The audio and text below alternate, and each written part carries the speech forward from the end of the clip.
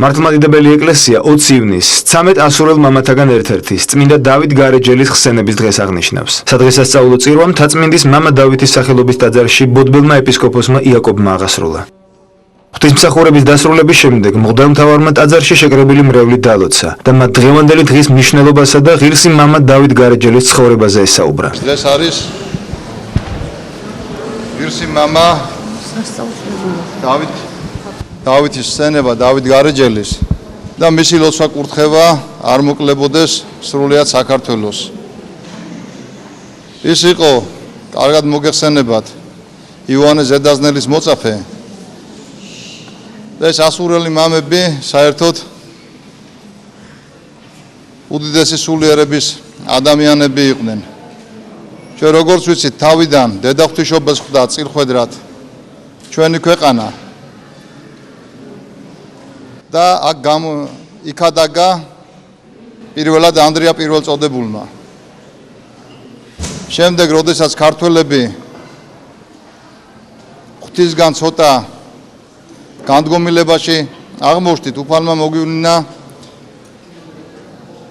წმინდა ნინო, ქართველთა დედა.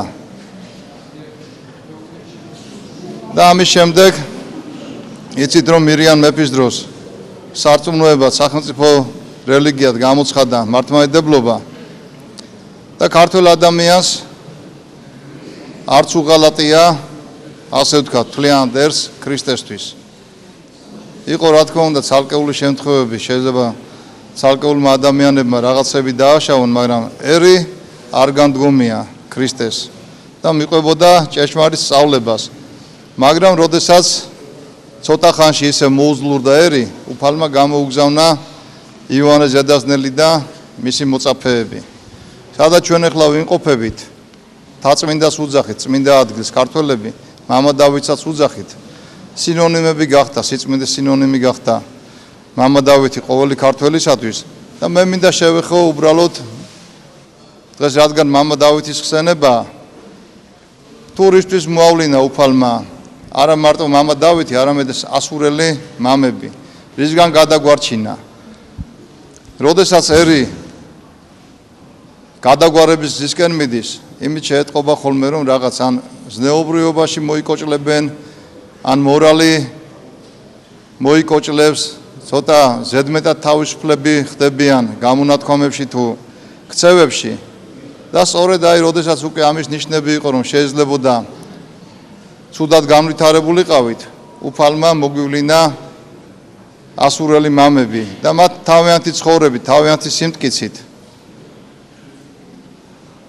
გვაჩვენეს თუ როგორ უნდა დავიცვათ ჩვენი ერი, ჩვენი სარწმუნოება.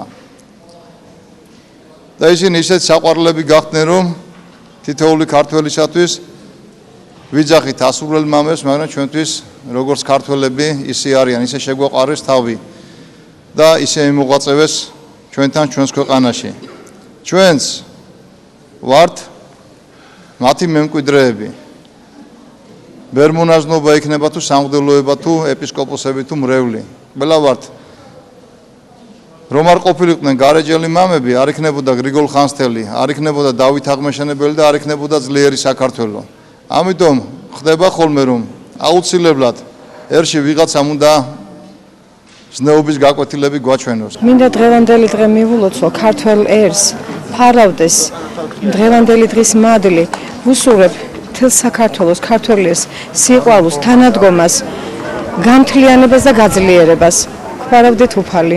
დღევანდელი დღე არის ძალიან მნიშვნელოვანი დღე ქართველი ერისათვის. დღეს არის ანტიოქიელი მამის, ღირსი მამისა დავით გარეჯელის ხსენების დღე, რომელიც დიდი მოღვაწე იყო, ცრემლი და ოფლით იღვწოდა ქართველი ერის რწმენის განმტკიცებისათვის და ჩემს ქართულ ერთ ჩემს საყვარელს არ შეიძლება უსურო განმტკიცება რწმენაში, ზნეკეთილობა, შვიდობა, ერთმანეთის სიყვარული. ღირსმა მამა დავით გარეჯელმა სამოღვაწეოდ თავდაპირველად მისი სულიერი მოძღვრის, წმინდა იოანე ზედაზნელის ლოცვა კურთხევით თბილისი აირჩია. წმინდანი ბერლუკიანესა და რამდენიმე მოწაფესთან ერთად ქალაქის დასავლეთით მდგარ მთის ფერდობზე გამოქვაბულში დასახლდა და იქვე პატარა სამლოცველო მოაწყო. ბერები მთელ დღეებს ლოცვაში ატარებდნენ. მათთან აღსარებისთვის მრავალი მორწმუნე მიდიოდა. წმინდანი უსმენდა და მათ სინანულისა და შენდობისკენ მოუწოდებდა. ხუთშაბათობით კი საქადაგებლად ქალაქში ჩადიოდა.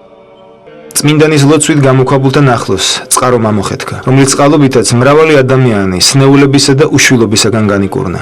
მოგვიანებით წმინდა მამამ ბერ ლუკიანესთან ერთად დატოვა ქალაქი და განდაგილთა წესისამებრ დამკვიდრება ისურვა. ამისათვის მან კახეთში გარეჯის უდაბნო ამოერჩია და კლდეში გამოკვეთილ პატარა გამოქვაბულში სენაკი მოაწყო. უფლის მსასუებელი წმინდანი მთელ დღეებს ლოცვაში ატარებდა და მრავალ სასწაულს აღასრულებდა. ერთხელ სასწაულს თავად მონადირეები შეესწრნენ და წმინდანის მოღვაწეობის შესახებ ამბავი ხალხში გაავრცელეს. ასე გაემართნენ ქრისტეს ტკბილი უღელის ტვირთვას მოწადინებული ადამიანები მოღვაწეთა უდაბნოსკენ. წმინდა ბერმა მათ კურთხევა მისცა ზამთრისგან თავდასაცავად კლდეში სენაკები აეგოთ და წესად შემოიღო, რომ მათთან დასახლების მსურველს 3 წელი განმარტოებით უნდა ეცხოვრა. ბევრი მათგანი გამოსაცდელი ვადის შემდეგაც აღარ ბრუნდებოდა უკან. განდეგილობას ირჩევდა და სიცოცხლის ბოლომდე თავის სენაკში ცხოვრობდა. ასე იზრდებოდა მეუდაბნოე ბერთა რიცხვი. ბერმა ლუკიანემ გარეჯის უდაბნოში ნათლისმცემელის სახელობის მონასტერი ააშენა. წმინდა დოდო გარეჯელმა კი დოდოს რქა. რამდენიმე ხნის შემდეგ დავით გარეჯელმა წმინდა ადგილთან მოლოცვა გადაწყვიტა და რამდენიმე ძმის თანხლებით წმინდა მიწისკენ გაემართა. როდესაც ღირსმა მამამ იერუსალიმი იხილა, მადლობის ნიშნად ჯერ ხელები ზეცად აღაპყრო, შემდეგ კი მიწაზე დაეცა. წმინდა მამა ქალაქის კარიბჭესთან მხურვალედ ლოცულობდა, მაგრამ შესვლის ღირსად თავი არ მიიჩნია. და სანამ მისი მხლებლები იერუსალიმის სიწმინდეებს მოილოცავდნენ, ქალაქის კარიბჭესთან მხურვალედ ლოცულობდა. წმინდანმა მადლის ქედიდან დიდი რწმენით 3 ქვაწა მოიღო. იმ ღამით იერუსალიმის პატრიარქს ილიას უფლის ანგელოზი გამოეცხადა და უთხრა: მოიწია ვიდრე სახლად ჩემამდე საკუთარი მონა ჩემი დავით და სარწმუნოებით ამისითა წარიღო სრულიად მადლი იერუსალიმისა. პატრიარქმა მალე მსრბოლი დაადევნა ღირს მამას და მათი პირით ამცნო უფლის ნება. 1 ქვაც აეღო, 2 კი დაებრუნებინა, რათა ქრისტეს ქალაქს მადლი სრულად არ მოჰკლებოდა.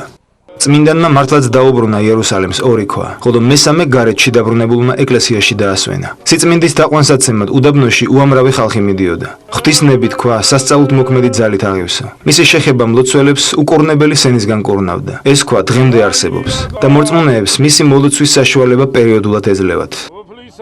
როდესაც ღირს დავითს უფლისგან ეუწყა, რომ მალე ზეციურ სავანეში განისვენებდა, მოიხმო უდაბნოში მცხოვრები ძმები და უთხრა: ნუ შეძრწონდებით და ნუც აღშფოთდებით, არამედ უფროსღა გამტკიცდით და გამძლავრდით და სცანით ამაოება ესე საწუთოსა და უდგრომლისა, რამე თუ ყოველნივე წარმავალ ვართ წერილისებრ და არარაი სოფლისა პირს მდგომად შერაცხილთაგანი დადგრების, ხოლო სულივით არ უკვდავისა მიმღებელი ღვთისაგან საუკუნოდ დაადგრების.